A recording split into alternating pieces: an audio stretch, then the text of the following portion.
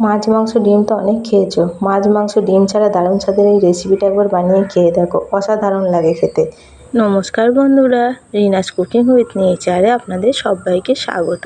চলে এসেছি আজকে রেসিপি নিয়ে। দারুণ স্বাদের একটা রেসিপি তৈরি করে দেখাবো, যেটা ভাত বা রুটি পরোটার সঙ্গেও খেতে পারবে। খেতে অসাধারণ লাগে, দেখতে যেমন সুন্দর হয়েছে এটা খেতেও কিন্তু ততটাই সুস্বাদু হয়। চলো তাহলে রেসিপিটা শুরু করা যাক।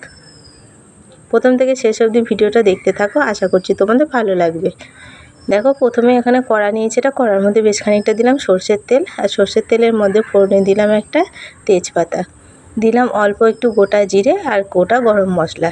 ফোড়নটা খুব ভালো করে ভেজে নেব। দুটো বড় সাইজের পেঁয়াজ কুচিয়ে নিয়েছি, 5-6টা নিয়েছি কাঁচা লঙ্কা চেরা, আর নিয়েছি একটা টমেটো কুচি। প্রথমে পেঁয়াজ আর কাঁচা লঙ্কাটা দিয়ে দিলাম। কাঁচা লঙ্কার পেঁয়াজটা খুব ভালো করে একটু ভেজে নিতে হবে। যারা মাছ মাংস ডিম খান না তারা এই রেসিপিটা একবার বানিয়ে খেয়ে দেখতে পারো, অসাধারণ স্বাদ হয়। পেঁয়াজটা ভাজা হয়ে গেছে, টমেটো কুচিটা দিয়ে দিলাম। টমেটো কুচিটা দিয়েও মশলার সঙ্গে খুব ভালো করে কষিয়ে নিতে হবে।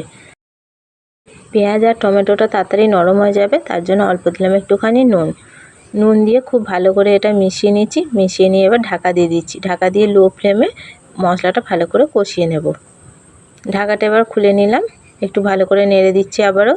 দেখো অনেকটা নরম হয়ে গেছে। এর মধ্যে দিলাম 1 চামচ আদা রসুন বাটা, অল্প দিলাম লঙ্কার গুঁড়ো। আমি এখানে কাশ্মীরি লঙ্কার গুঁড়ো দিলাম, ঝালের জন্য কাঁচা লঙ্কা ব্যবহার করেছি। আর দিলাম জিরের গুঁড়ো, ধনের গুঁড়ো, আর অল্প দিচ্ছি হলুদ। সব মশলা খুব ভালো করে একসঙ্গে মিশিয়ে নিচ্ছি। লো টু মিডিয়াম ফ্লেমে মশলাটা ভালো করে কষিয়ে নিতে হবে। মশলাটা পুড়ে যাবে বলে অল্প দিলাম একটুখানি জল দিয়ে খুব ভালো করে মিশিয়ে নিচ্ছি।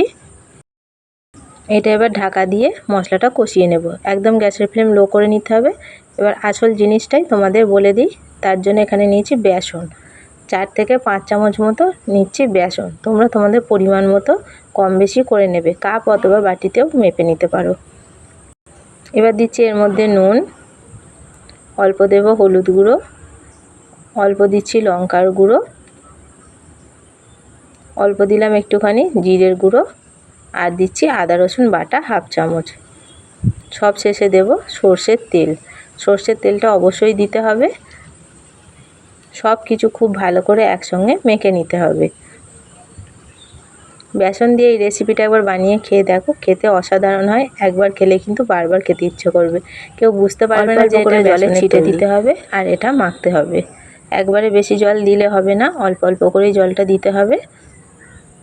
আমি যেভাবে মাখলাম এইভাবে করে কিন্তু বেসনটা মেখে নিতে হবে। একদম জল বেশি দেওয়া যাবে না, একটা শক্ত ডো তৈরি করতে হবে।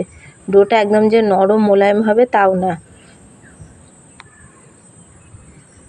দেখো বেসনটা মাখা হয়ে গেছে। এবার এখান থেকে যেরকম আছে সেরকম নিয়ে ছোট ছোট টুকরো করে নেব। এগুলো গোল করারও কোনো প্রয়োজন নেই, এরকম ছোট ছোট করে প্রথমে আগে টুকরো করে নিতে হবে। আমার রেসিপিগুলো তোমাদের কেমন লাগে কমেন্ট করে অবশ্যই জানাবে। ভালো লাগলে লাইক কমেন্ট করো, আর বন্ধুদের সঙ্গে প্রচুর প্রচুর শেয়ার করবে।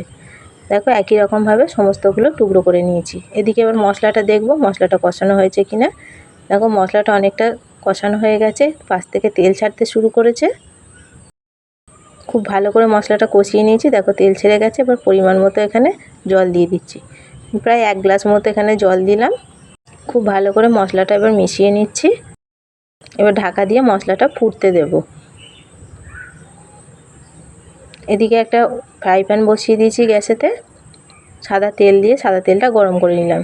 বেসনের যে টুকরোগুলো রেখেছিলাম সেই টুকরোগুলো এক এক করে তেলের মধ্যে দিয়ে ভালো করে একটু ভেজে নিতে হবে। খুব বেশি কড়া করে ভাজবো না, মিডিয়াম টু লো ফ্লেমে বড়াগুলোকে ভেজে নিতে হবে। এক এক করে সমস্তগুলোই দিয়ে দিয়েছি। এক পিঠটা ভাজা হয়ে গেলে উল্টে পাল্টে সব দিকটা সমান করে ভেজে নিতে হবে। দেখতে অনেকটা চিকেনের মতো লাগছে না? যেন মনে হচ্ছে এখানে চিলি চিকেন করা হচ্ছে। চিলি চিকেন করলে যেমন আমরা বড়াগুলো ভাজি চিকেনের, তেমনই মনে হচ্ছে। কাউকে না বললে কিন্তু কেউ এটা বুঝতে পারবে না যে এটা কিসের পকোড়া। তো এগুলো ভাজা হয়ে গেছে, এইগুলো এবার ফ্রাই প্যান থেকে তুলে নিচ্ছি। খুব বেশি লাল করে ভাজলে কিন্তু এগুলো শক্ত হয়ে যাবে, তখন খেতে ভালো লাগবে না।